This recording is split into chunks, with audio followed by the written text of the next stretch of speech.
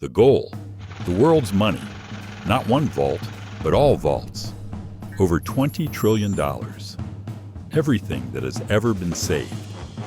The team, an elite group of central bankers, politicians, and financial magnates.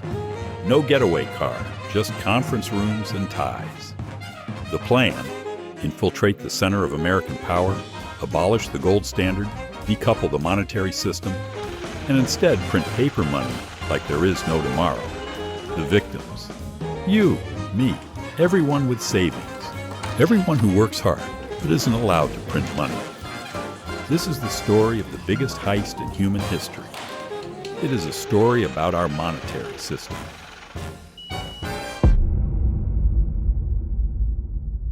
The thing is this. The monetary system is in the details very, very confusing. That's what politicians and bankers love, because it disguises the fact that it is simply a huge money heist. But what is good for us? The details are not really decisive.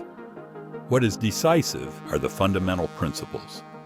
To understand them better, let's play a round of Monopoly. You play smart, buy streets, save your money, pay rent, build houses. You play fair, by the rules. And you know that when you run out of money, you're out. That's how the game works.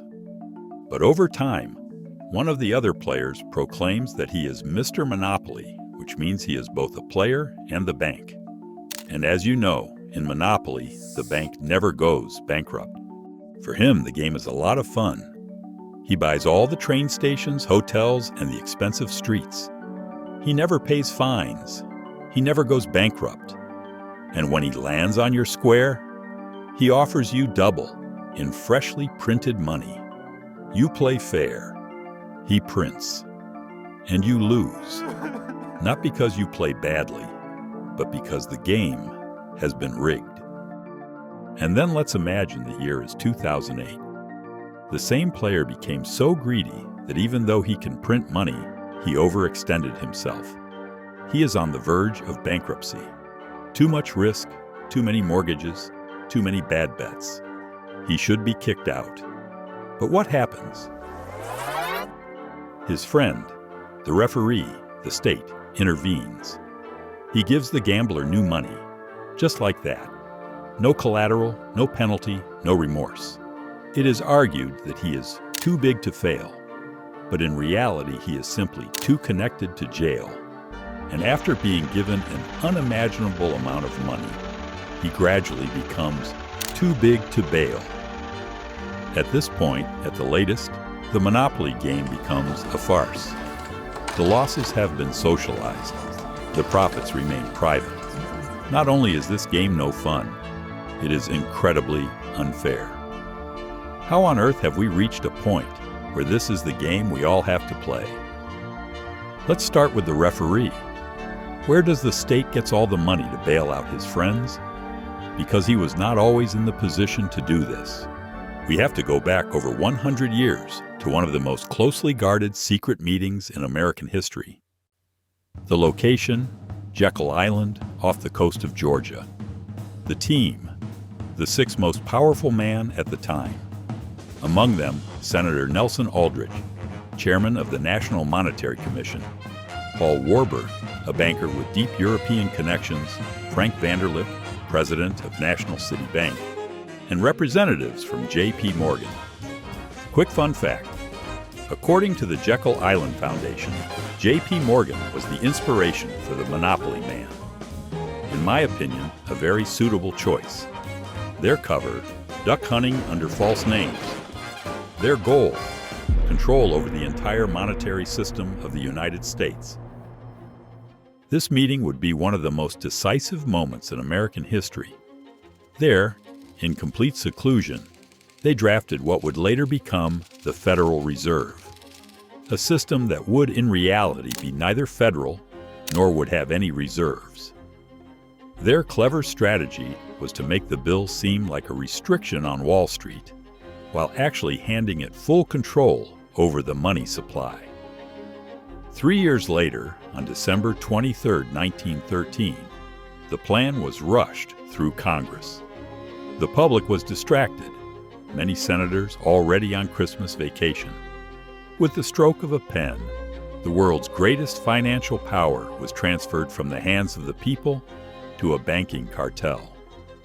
The Fed would consist of 12 privately controlled regional banks that were now granted the power to steer wars, trigger recessions, and reshape entire industries without a single vote cast by the people. The Fed operates behind the scenes, shrouded in complexity. It's not part of the executive, legislative, or judicial branch, yet it affects all three. This wasn't just the fox guarding the henhouse. The fox designed the farm, controls the locks, and owns the eggs.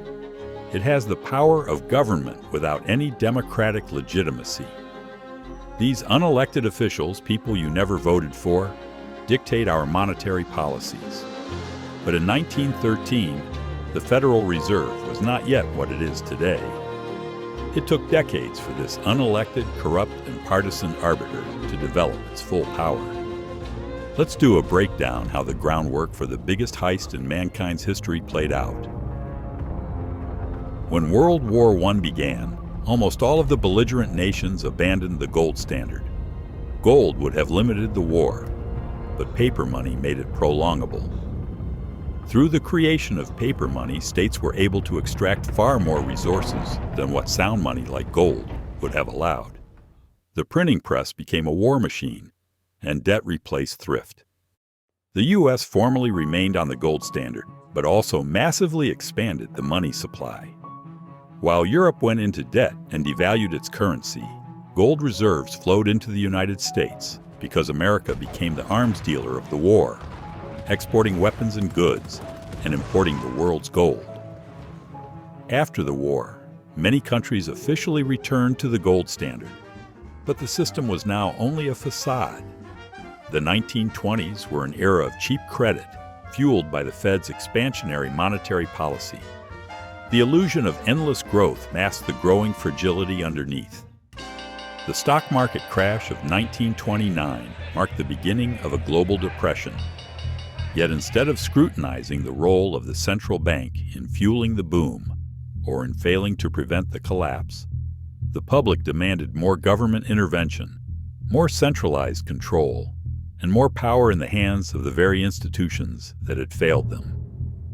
In the midst of the crisis, President Roosevelt banned private ownership of gold. Americans had to surrender their gold at a fixed price before the government raised the official price, instantly devaluing the dollar and expanding the government's capacity to print money.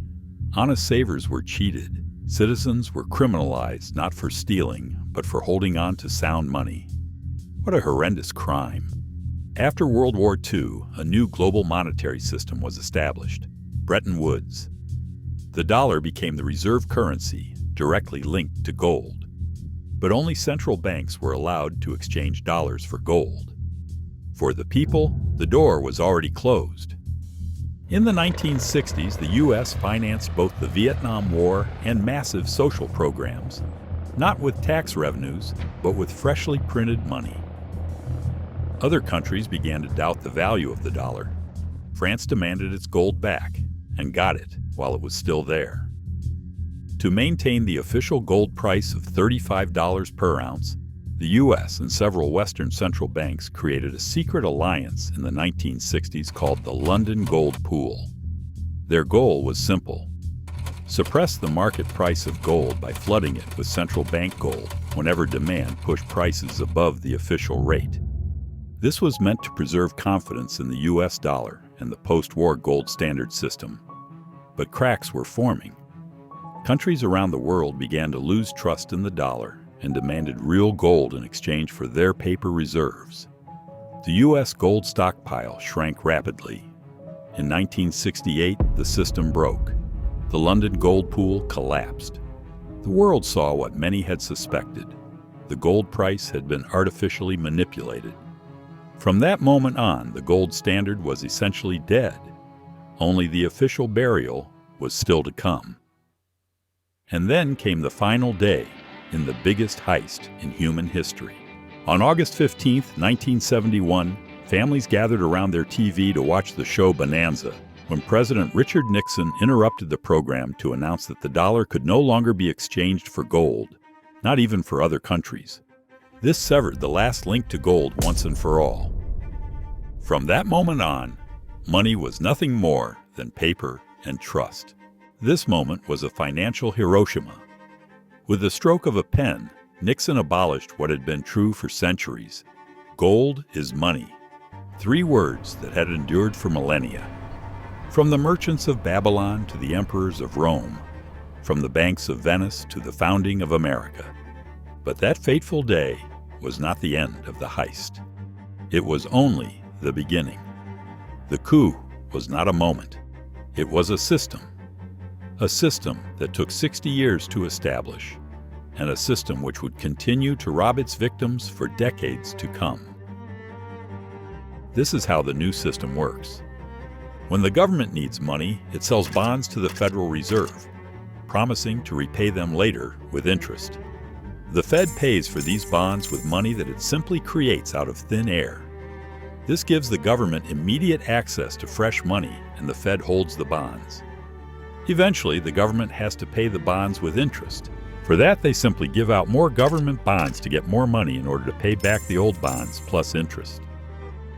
If you think that this is an infinite money glitch, you are exactly right. This hybrid monster of central banks and government was finally unleashed in 1971. I mean, they obviously cheated before, during the World Wars, during the time between the World Wars, after the World Wars to start fund a new war.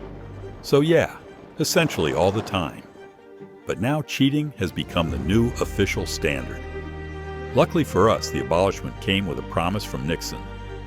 He said that the suspension of the gold standard was just temporary. But there is a twist. This temporary suspension lasts until today. It follows a fundamental rule of government. There is nothing as permanent as a temporary state measure. And the consequences of this seemingly temporary suspension aren't just bad, they are absolutely terrible. Let's do a simple thought experiment. Imagine you had saved $100 in 1971, a decent amount at the time. You put it in a safe. No risk, no speculation. Fast forward to today. That $100 has lost over 90% of its purchasing power. Not because you spent it, not because you made a mistake, but because someone else printed more of the same money. That's inflation. Bread used to cost 25 cents. Gas was 40 cents per gallon. A year in Harvard, $2,600. An average public college, just $400. Try that now. You might think, okay, but wages increased as well, right? Yes, that's correct, but not nearly as fast as prices. This is due to a very simple economic effect. It's called the Cantillon effect. When new money enters the system, it doesn't spread evenly. It goes to those closest to the printer first, those who get the money before prices adjust. They use it to buy stocks, real estate, and assets, before inflation kicks in.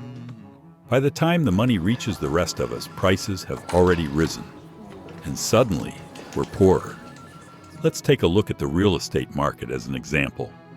In 1971, the average house cost $24,000. The average annual income was $12,000. So you could buy a house for twice your annual income. A pretty fair deal. Today, the average house costs $400,000 to $20,000. The average annual income is $55,000. Now you can buy a house for 7.6 times your annual income. Without going into severe debt slavery, it is virtually impossible to live the American dream that was once in reach for normal Americans. And if you break it down, it's not just a money issue. Because as they steal your purchasing power and inflate prices, they steal something more fundamental. And this is your time. Always remember, the biggest heist in history is not just a heist for something external like money. It is a heist for your time, for your life's energy, for everything that you economically accomplish in your life. But that's not all. We're not just getting poorer. We're also being gaslighted in a way that might be for the slave mind soothing and convincing.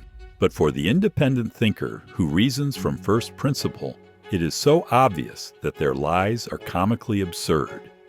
Let's break it down. The government tells us inflation is necessary. 2% inflation is healthy. That's the price of growth. Is it though? That's like saying we need to expand the inch in order for you to get taller. The inch is the thing we use to measure height, and as you get taller, you are just measured with more inches. If you had a fixed supply of money, the economy would grow naturally through technological progress and the voluntary exchange of goods and services. And as a result, the value of the money would go up. The biggest lie of modern economics is to tell you that if the value of money would go up, that would be a bad thing. And the best way to fix it is to devalue your money. And the way to do this is to increase the supply of money. That's why modern economics is just propaganda for theft through inflation. What they are telling you is that your bucket needs to leak in order to work. But it gets even better. The actual size of the hole in your bucket is not accurately determined because CPI is used to determine it. CPI is a sleight of hand. It is a beautified index that does not show how much purchasing power you are really losing, but how much loss the government is willing to admit. If you can no longer afford something because it has become too expensive, you can no longer buy it.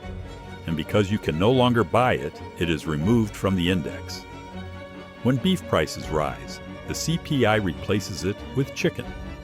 When air travel becomes more expensive, the CPI pretends that you simply don't fly anymore. Oh, and house prices? They aren't tracked by CPI at all, because in fiat world, they're no longer homes. They're financial assets for the rich to park their money. The purpose is not to evaluate relevant economic data, but solely that the culprits can gaslight you, that inflation is not as bad as you experience in your daily life, and pretend that you're overreacting. This is what you could call a matrix. What the experts tell us in TV does not align with reality. And so most don't really realize what is going on, because in order to see what is going on, you have to cut through the noise. And there is a whole lot of noise. And as most people are trying to manage their lives in the matrix, studying the history of money and economic principles don't happen to be very high on their priority list. And thereby the biggest heist in human history continues. Every year, every week, every hour. But the important question is, can you escape this heist? I'll keep it short. The answer is yes. And the solution is actually very simple. They use the money that you're using to rob you. If you don't want to get robbed anymore, the obvious solution is to stop using their money. You have to store your economic energy in a money that doesn't rob you. This money is called Bitcoin. Click on the video on the screen to learn more about it. The root problem with conventional currency is all the trust that's required to make it work. The central bank must be trusted not to debase the currency, but the history of fiat currencies is full of breaches of that trust. Satoshi Nakamoto, creator of Bitcoin.